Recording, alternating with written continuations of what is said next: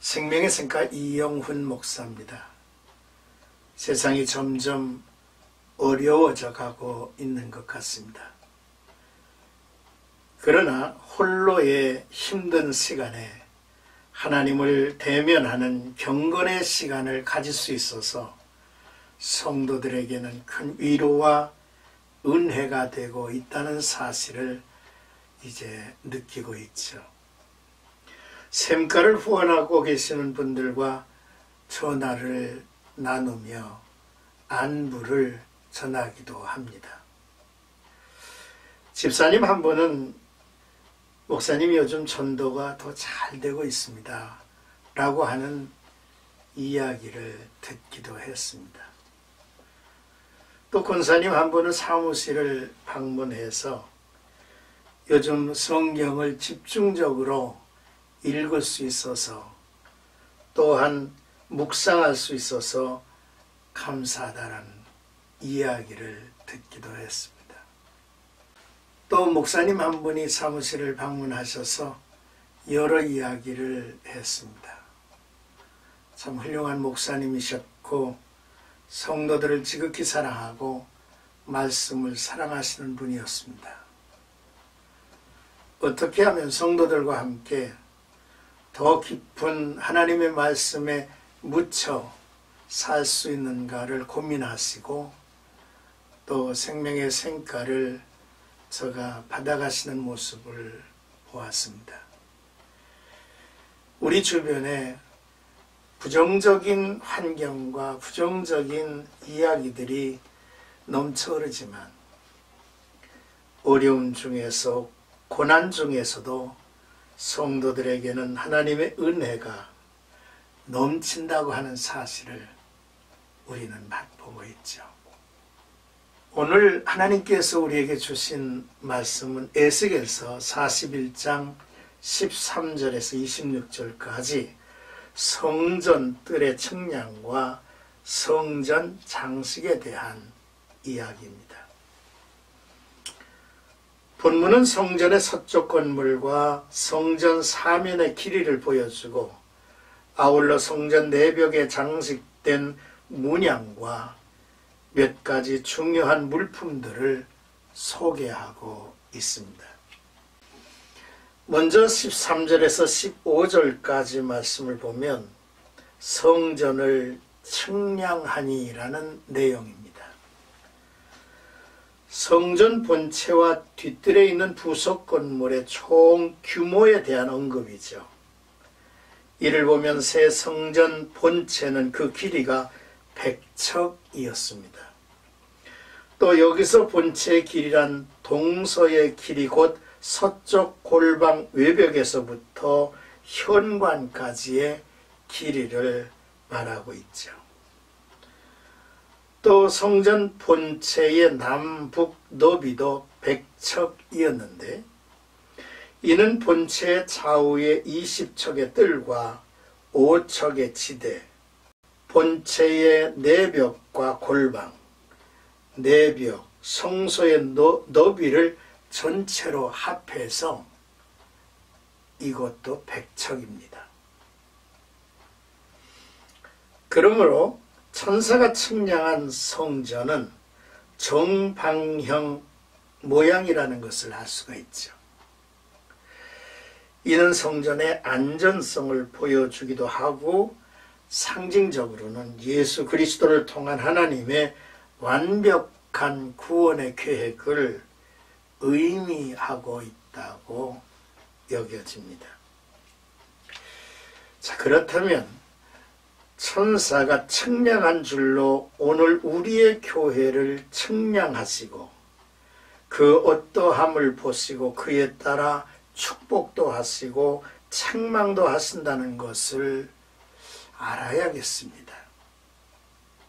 요한계시록의 7교회를 돌아보시며 성령이 교회들에게 하시는 말씀, 칭찬도 있고 책망도 하시는 말씀을 우리는 읽고 알고 있습니다. 계시록 11장의 말씀을 우리가 이제 보면 또 내게 지팡이 같은 갈대를 주며 말하기를 일어나서 하나님의 성전과 제단과 그 안에 경배하는 자들을 측량하되 성전 바깥마당은 측량하지 말고 그냥 두라. 이것은 이방인에게 주었은즉 그들이 거룩한 성을 42달 동안 짓밟으리라 했습니다. 먼저 성전을 측량하는 거죠. 그래서 성경은 하나님의 판단, 하나님의 심판이 하나님의 집에서부터 시작된다고 그런 말씀을 하시기도 했습니다. 하나님의 성전의 규모나 또한 길이, 넓이, 높이 여러 가지 이렇게 설계 조감도를 우리에게 보여주시는 것은 바로 오늘 우리의 교회를 비춰보라고 하는 교훈도 담겨져 있음을 알아야겠죠. 자, 이제 16절에서 20절까지는 성전의 내부 장식입니다. 성전 본체 건물 내외의 내부 장식에 대한 설명이죠. 본문에 의하면 성전 본체 건물 내외의 모든 건물의 내부의 벽과 바닥은 창을 제외하고는 온통 놀판으로 씌어져 있습니다. 그리고 이처럼 성전 본체 건물의 내부인 내전과 외전의 벽에 씌운 널판에는 그룹과 종려나무를 교차적으로 새겨 놓았습니다. 그룹은 여호와 하나님을 모시는 천사로서 하나님의 임재를 의미하죠. 따라서 성전 내벽에 그룹들이 새겨진 것은 성전 안에 하나님께서 언제나 계시다고 하는 이제 상징입니다. 한편 그룹은 사람과 사자의 얼굴이었는데요. 여기서 사람의 얼굴은 이성과 지혜를, 사자의 얼굴은 힘과 용기를 상징합니다. 이는 승리와 영광과 생명의 상징인 종려나무를 향해 있다고 했는데요. 이는 악의 세력에 대한 절대적인 승리가 교회에 있음을 의미하는 것입니다. 하나님께서는 이미 당신의 교회의 최후 승리를 약속해 주셨죠. 오늘의 세상이 사탄의 도구가 되어서 교회를 대적을 한다 해도 두려워하거나 피할 이유는 없다는 사실이죠. 교회는 궁극적인 승리를 할 존재이기 때문입니다. 승리를 약속하신 하나님을 의지하고 우리의 몸을 거룩한 병기로 드리며 선한 싸움을 싸워가면 될 것입니다. 이제 21절에서 22절까지는 문설주와 나무 제단에 대한 이야기입니다. 문설주는 성소의 문기둥이죠. 기둥을 네모나게 만든 것은 성전의 전체 구조가 네모 반듯하기 때문입니다. 그리고 여호와의 상이라고 하는 이제 이야기가 나오는데 나무 제단을 소개하고 있죠. 이는 광야에서 진설병을 놓았던 상의 이름과도 같습니다. 이 상에는 이스라엘 12지파를 상징하는 12개의 빵이 늘 놓여 있었습니다. 진설병이라는 뜻은 얼굴의 떡이라는 의미를 지닙니다. 하나님의 얼굴 앞에 놓여진 떡이라고 하는 뜻이죠.